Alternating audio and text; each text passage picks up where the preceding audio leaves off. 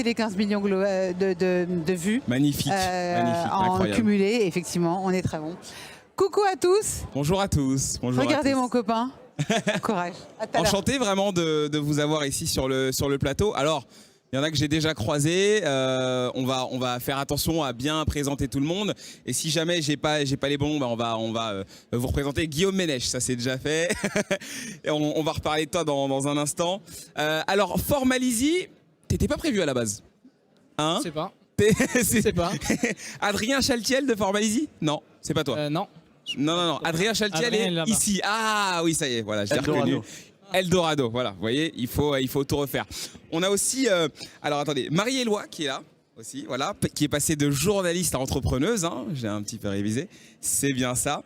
On a aussi Monsieur Pascal Asselin qui est là normalement.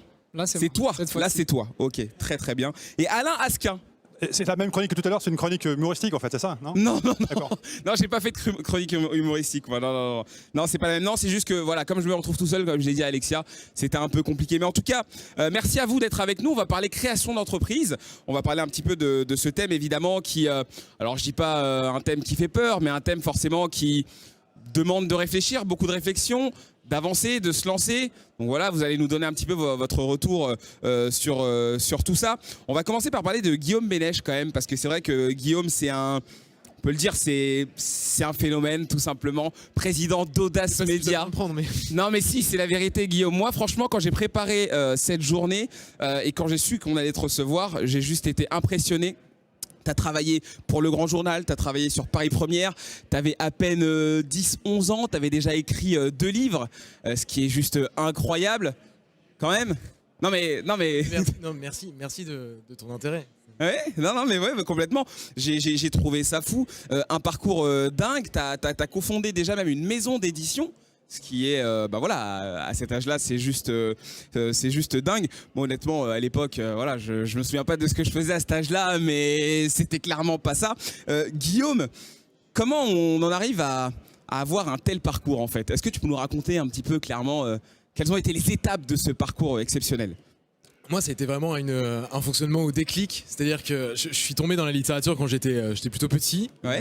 J'avais une dizaine d'années, j'ai découvert Harry Potter.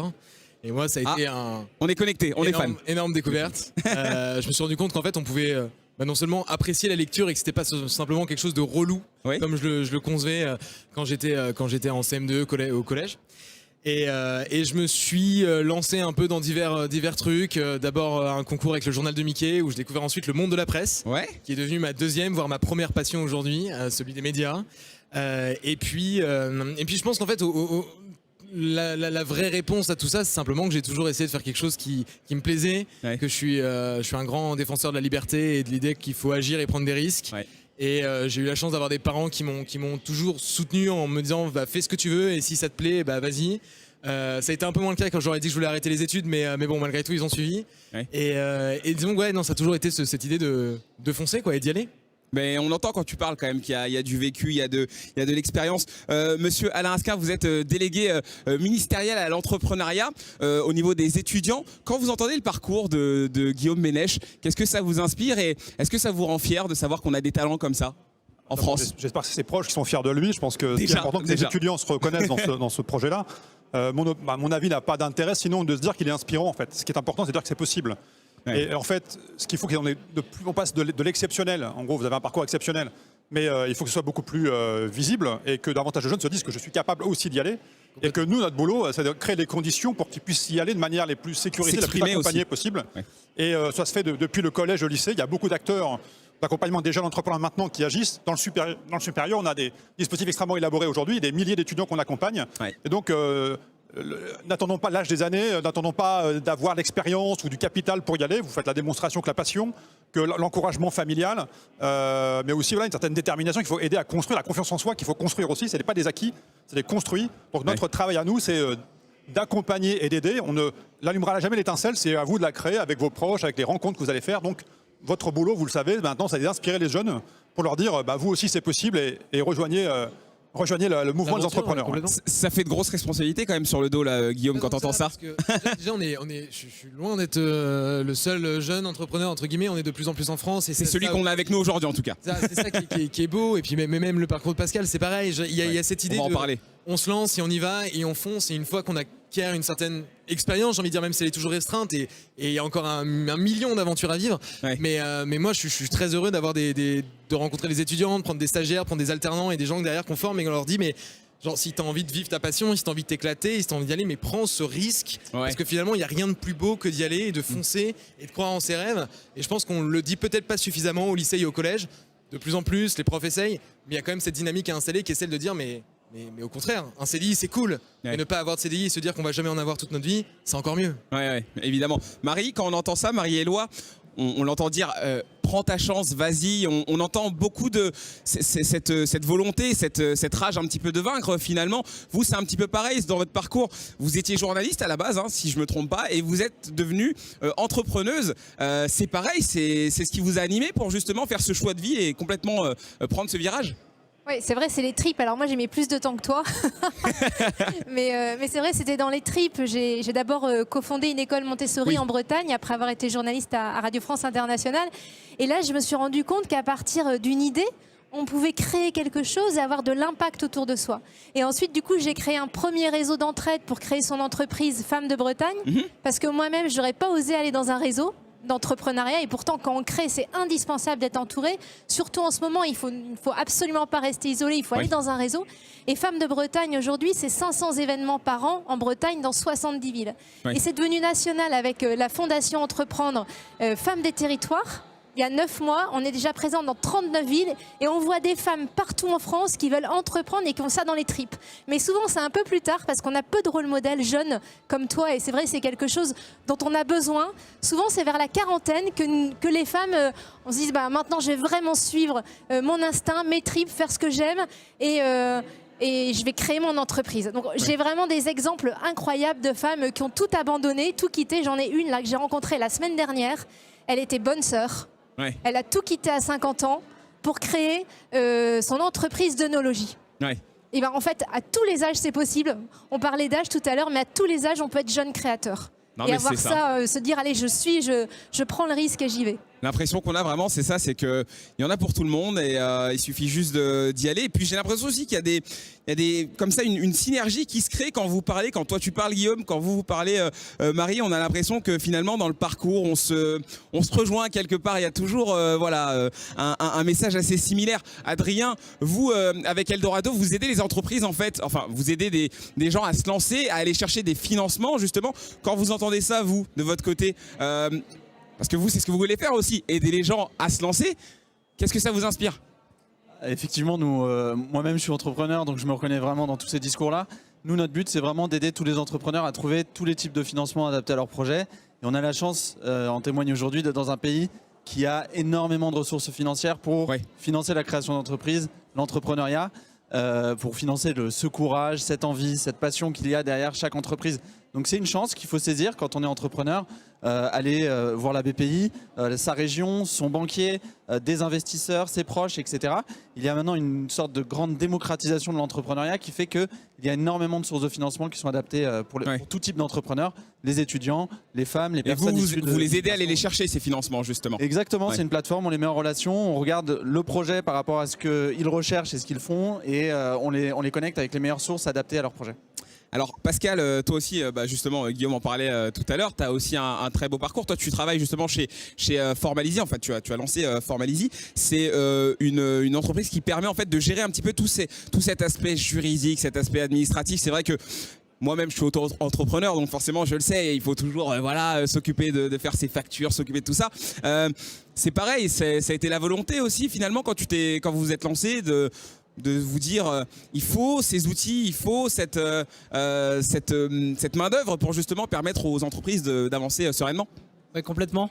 Complètement, mais en fait, à l'origine, c'est vrai que moi j'avais cette envie déjà d'entreprendre. Ouais. J'avais vraiment cette envie d'avoir mon projet, d'avoir cette passion, de le vivre, comme il disait, ouais, avec ses tripes, d'avancer, d'avoir ce cadre qu'on va poser avec nos valeurs, et puis d'avancer voilà, dans un projet qui, idéalement, en fait, va être le nôtre et qu'on va pouvoir faire grandir au maximum. Donc ça, c'était déjà la première chose. Et puis en fait, la première barrière en se lançant, on a une idée géniale, mais en fait, boum, on est bloqué, il y a du juridique.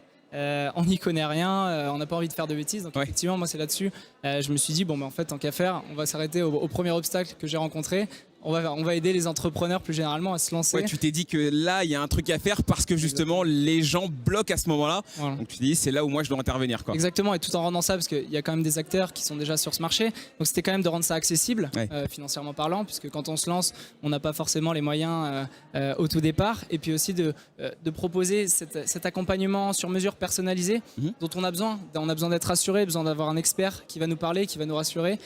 Et pour ça, donc voilà, on a vraiment axé ce développement sur cet accompagnement, sur mesure, pour voilà, ces entrepreneurs au lancement. Très bien. Alors, vous savez quoi, on a récupéré des questions sur les réseaux sociaux, mais vraiment c'est des questions courtes, hein, donc des petites questions qu'on va vous balancer comme ça. La première que je vais poser, j'oserais jamais vous la poser à vous trois. Je vous le dis très honnêtement. Je vais la poser à Guillaume et Pascal parce que je sens que ça passera un peu plus. C'est pas moi qui les ai écrites, les questions, c'est des questions vraiment qu'on a récupérées. On peut juger quand même. Et la première, c'est... Comment t'as fait Wesh? Et Wesh, c'est pas une entreprise. Hein. Et en fait, on me pose souvent la question, on me dit mais comment je peux me lancer dans l'entrepreneuriat? Comment je peux créer ma boîte? J'ai envie de monter mon projet. En fait, derrière tout cet aspect, moi je le trouve un peu bête parce qu'en fait, finalement, l'entrepreneuriat, c'est le fait d'agir, c'est le fait d'y aller, c'est le fait de faire. Et donc la question de se poser la question de est-ce que je vais créer ma boîte ou j'ai envie de le faire, ça débloque peut-être la situation en disant ok, je suis ouvert à l'idée du risque, mais en même temps l'idée c'est quand même d'agir, c'est quand même de créer un projet. Donc en fait le meilleur moyen de faire quelque chose, c'est quand même de prendre une feuille blanche, d'écrire des trucs dessus et se dire ok, de poser des bases. C'est juste le travail que fait Pascal, c'est administratif. Derrière tout ce qui compte, c'est l'idée, c'est la façon dont on va mener ce projet et c'est la vision qu'on va lui donner. Donc lance-toi en fait. Ouais, juste lance-toi. Je pense qu'il y a ce côté-là qui est super intéressant effectivement. Et puis il y a le côté en fait de quand même s'inspirer, d'aller chercher des informations, d'être hyper curieux sur le marché qu'on va attaquer, sur son idée, et puis en fait de effectivement prendre sa feuille blanche, d'écrire un maximum, de confronter ça soit à des potentiels clients, soit à des mentors, des gens qui vont pouvoir nous accompagner, et en fait vraiment de faire face, se dire bah vas-y, on va voir si mon idée elle plaît, on va voir si mon idée elle marche, et en fait c'est à ce moment-là qu'on peut se dire bon bah allez je me lance, wesh. Très bien. Et on peut répondre, moi aussi. Wesh, allez-y. Bah complètement. Non, j'osais pas parce que voilà. Non, mais blague à part, c'est très bien. C'est pas une question d'âge, ça c'est des préjugés. Non, aucun préjugé. En tout cas, c'est vrai que les deux entrepreneurs qui nous ont fait leur témoignage ont témoigné de tout ce qu'il fallait faire. Il y a des choses à ne pas faire, et ne pas faire, c'est ne pas se laisser décourager. Ne pas se laisser atteindre par les noms que vous allez recevoir ou par les doutes que vous allez rencontrer. Pas plus tard qu'hier, je lisais à mes filles un livre sur un jeune entrepreneur du 19e siècle, Gustave Eiffel. Pour rappel, la tour Eiffel, quand elle a été émergée, sortie de terre et le projet a été construit, c'était un tollé, un véritable tollé. Tout le monde était contre, tout le monde trouvait que ça allait défigurer Paris, que c'était un scandale, etc. Quelques années plus tard, l'entrepreneur en question, le jeune start-upper Gustave Eiffel, s'est accroché à son idée, a fait venir l'empereur de Russie, a fait venir le prince de Galles. Donc tout ça pour dire que, et à l'époque il n'y avait pas la BPI, il n'y avait pas d'incubateur, etc. pour l'accompagner dans son projet. Tout ça pour dire qu'il ne faut pas se laisser décourager, au contraire il faut s'accrocher à son idée très fort, le plus longtemps possible, le plus fort possible pour la faire sortir de terre et voir qu'elle a du succès. Marie, du coup, hein, je vois que vous avez envie d'y aller. Moi, je veux dire qu'on a le droit d'avoir peur, parce que moi, j'ai toujours peur quand je lance quelque chose. Donc, j'ai lancé Femmes de Bretagne, Femmes des Territoires, Bouge ta boîte aussi, qui est une start-up où on est 19 salariés aujourd'hui.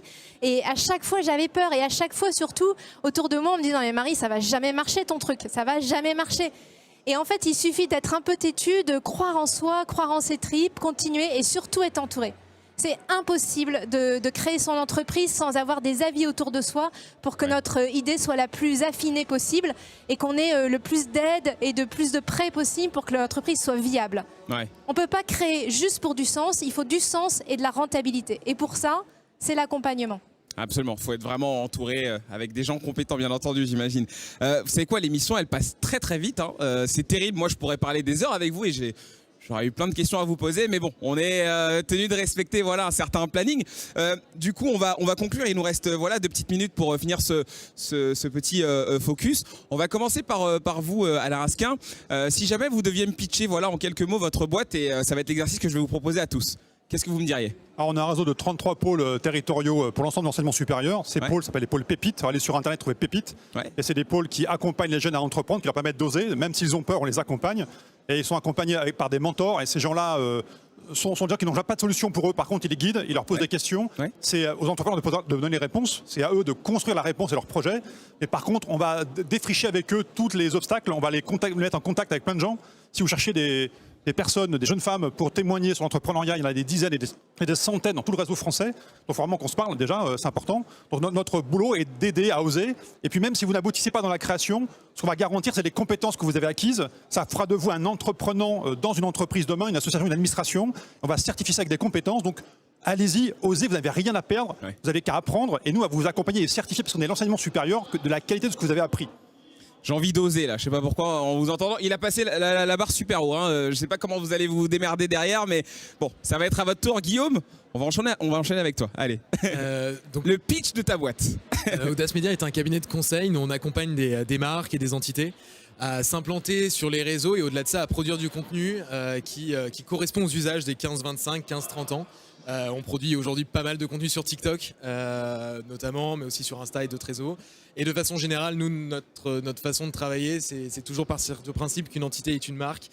Et au-delà de ça, sont un média au sens propre du terme. C'est-à-dire que l'idée, c'est de ne plus concevoir une marque comme un objet publicitaire, mais concevoir une marque comme un média directement qui doit s'engager auprès de ses valeurs. Donc ça part totalement sur l'idée de la responsabilité sociale des entreprises et sociétale des entreprises. Et au-delà de ça, c'est que nous, on s'engage là-dessus, on produit du contenu et on crée plein de bonnes choses, plein de projets et plein de trucs comme ça. Et prenez des notes à la maison, hein, parce que justement là c'est un exercice auquel vous pouvez être confronté si jamais vous vous lancez dans l'entrepreneuriat. Donc vraiment prenez des notes et voyez un petit peu, parce que là je leur demande vraiment de me présenter tout ça et c'est pas si facile. Adrien, ça se passerait comment? C'est simple, si vous cherchez 1 euro pour financer votre projet, une banque, la BPI, la région ou des investisseurs, connectez-vous sur Eldorado. Il y a tout pour financer vos projets et Gustave Eiffel approuve ce message. Il y a eu beaucoup de Gustave Eiffel hein, dans vos propos. Il y a un truc avec lui, j'ai l'impression. C'est bien, vous l'aimez bien. Pascal, on enchaîne avec toi. Super. À toi. Du coup, nous, qu'est-ce qu'on fait? On aide les entrepreneurs au moment de créer leur entreprise, dans toutes leurs formalités juridiques, en les réalisant pour eux. Donc ça se passe 100% en ligne partout en France. Donc après, nous, l'accompagnement, on veut le prolonger, parce qu'aujourd'hui, on crée une relation de confiance avec nos clients. On ne veut pas les abandonner au moment justement où ils ont leur cabis, ils ont l'extrait d'immatriculation et qu'ils se lancent. On veut aujourd'hui créer cet environnement, ces synergies avec des acteurs comme Eldorado, comme la BPI, voilà, ou même d'aider les femmes à entreprendre. On veut prolonger cet accompagnement pour leur permettre d'avoir toutes les cartes en main pour développer leur entreprise, réussir et puis pérenniser leur entreprise au mieux aussi. Oh, c'est bien l'idée, c'était bien concis, c'était parfait. On va se laisser Marie pour la fin, pour conclure en beauté. Marie. Alors, il y a un vivier fantastique dans les territoires qui sont les femmes entrepreneurs qui est aujourd'hui sous-exploité. On sait qu'au-delà de 10 salariés, on a quasiment plus de femmes chefs d'entreprise, 14% de femmes, 86% d'hommes. Donc pour entreprendre, femmes des territoires, pour s'entraider partout en France, dans les grandes villes, les zones rurales. Et ensuite pour développer son business et bien en vivre et devenir des rôles modèles et des expertes, bouge ta boîte. Et on est présente dans 100 villes en France. Donc il y a tout pour que on puisse enfin avoir la mixité dans l'économie et bouger nos boîtes pour bouger les territoires et bouger l'économie. Non, vraiment, vous avez donné beaucoup d'énergie rien que par ce petit quart d'heure là. On a vraiment pris un gros coup de boost et vraiment, je vous remercie chaleureusement pour votre intervention. C'était super. Merci. Guillaume, merci. Encore une fois, je vais te la faire toute la soirée. Ça, tu restes avec nous parce qu'on va faire une dernière émission ensemble. Merci à vous. Merci beaucoup. Et j'espère vous recroiser. Merci à toi. C'était notre dernier moment de fusion. Absolument.